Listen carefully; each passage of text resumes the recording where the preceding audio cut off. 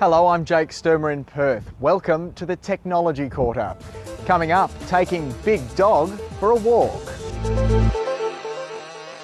But first, some might say it's astronomical. The world's biggest telescope array has been reaching deep into the heavens. Based in northern Chile, the series of 66 movable radio telescopes has already captured images of two galaxies colliding. Here's Michael Vincent. The Atacama Desert on the edge of the Andes Mountains. It's remote, desolate, but the air is thin and the skies are clear. Perfect for looking at the stars. We are so excited because we're living in a historic moment for science and particularly for astronomy. These movable radio telescopes have been called the Atacama Large Millimeter Array, or ALMA. It means soul in Spanish. And scientists plan to look deep into the universe. ALMA's already captured this collision of two galaxies, 70 million light-years away. It's allowing new details to be revealed of the clouds that begin to form new stars and planets. And it'll also test some of the theories about the early universe. In science, it's no good just making up theories. You have to get out there and make the observations, test those theories, and see with your own eyes what really happened. The radio telescopes can observe wavelengths 1,000 times longer than those of visible light. A long line of scientists are waiting to use the new facility, including Dr. Jill Rathborne, who'll look at star clusters. It's been a long time planning, and there's such a vast and complex telescope that a lot of people around the world have come together to have it. It's the only telescope where you can look at the size and the location and the motion of these individual little pieces. The first of hundreds of investigations of the heavens is underway, with ALMA expected to be fully operational by the end of next year. Here, scientists are lauding the achievements of the astronomer Brian Schmidt, who's won the Nobel Prize for Physics. He's the first Australian to do so in almost a century. An international team led by the professor discovered the universe is expanding faster than previously thought. Adrian Francis has the story. There was a rock star reception for Professor Brian Schmidt today. He initially thought his students were behind a phone call late yesterday saying he and two American collaborators had been jointly awarded the Nobel Prize for Physics. They'll share around $1.5 million. It's a celebration, I think, of astronomy and the science that's been going on for 100 years. The Harvard graduate emigrated to Australia when he was 27 and became a citizen. From the ANU, he led an international team looking back 5 billion years at distant, exploding stars. We were able to track how the universe expands over time.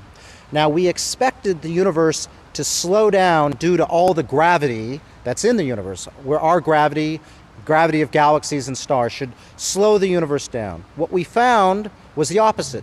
The universe was speeding up. What was the first bit that made you think? From the Prime Minister down, plaudits were flowing today. Groundbreaking, earth-shattering, universe-expanding sort of discovery. And there's hope the accolade could reverse declining popularity of science. The world needs more of them, and it needs more Brian Schmidts, and it needs a lot more Brian Schmidts, really, to be able to confront what we're going to have to confront as a humanity.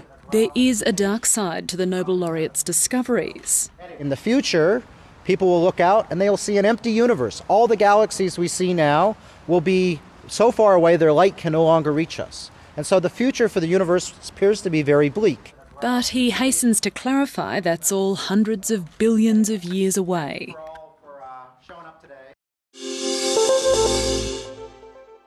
Young Australians are turning their backs on the traditional television channels. The internet is revolutionising the way Australians watch, read and listen, and it's got TV executives worried. Ben Deacon reports. Nirav Bhatt is your typical 20-something. He spends far more time on the internet than in front of the box. In the last few months, I would have watched less than an hour of live broadcast TV. Nirav Bhatt isn't alone. In the past 5 years, the number of young people aged 13 to 24 watching the main free-to-air TV channels has dropped a staggering 44%. down from just over 400,000 people in 2006 to 230,000 young people watching in 2011. They're turning instead to the convenience of the internet. I want to watch the shows that I want to watch now or in 10 minutes, and that's realistically never going to be possible on free-to-air live television. The idea of a channel controller who tells me what to watch and that Wednesday is comedy or Sunday is drama is kind of an anachronism. It seems really old-fashioned to me. Hi! So you know what's sus? When you walk into a room and your friend minimises a browser window. Natalie Tran might not be a household name, but she's a superstar on YouTube. Since she first appeared there in 2006, her videos have been watched 394 million times. She says young people are switching to the internet because they're not willing to wait for the big overseas shows. I think the content's out there in the world, it's just that it's taking longer to get here, and so kids are resorting to different means of getting it rather than waiting for the networks to pick it up. Natalie Tran says TV stations need to try something different if they want to remain relevant. I know that TV is scared that the internet is taking viewers, but I think TV just needs to consider other ways of doing things. Perhaps there needs to be a higher rotation of programs, perhaps there needs to be a different type of programs. You know, it's just the customers are constantly changing. But the networks are fighting back. They're using the new digital channels to target niche audiences, and it appears to be working. About half those who left the regular channels have returned to watch the new digital channels or Freeview. That really is what the new mass audience is all about. It's a lot of very small audiences, and we've seen that in so many different ways that there was a time when it was called a niche audience, not so much anymore. There's just different small audiences that add up to mass. But as the national broadband network begins to provide even faster download speeds, TV networks are facing fresh pressure to please a young audience that's refusing to fit into the TV schedule. World-first crisis response technology developed in Brisbane is being used to make some of the most dangerous jobs a little safer. The software is designed to protect people working in natural disasters and war zones by automatically reporting their location, when they could be in danger, and sending help. Lauren Day reports. Not everyone wants their boss to know where they are all the time, but in some cases it could save lives. This new software system, which is installed on mobile phones, logs regular location updates. If someone raised an alarm on their device, or if they breached a geofence, which is an invisible fence that gets mapped out on a map, it would raise an alarm here in Brisbane. You have just activated your SOS, and I'm seeing if you're okay.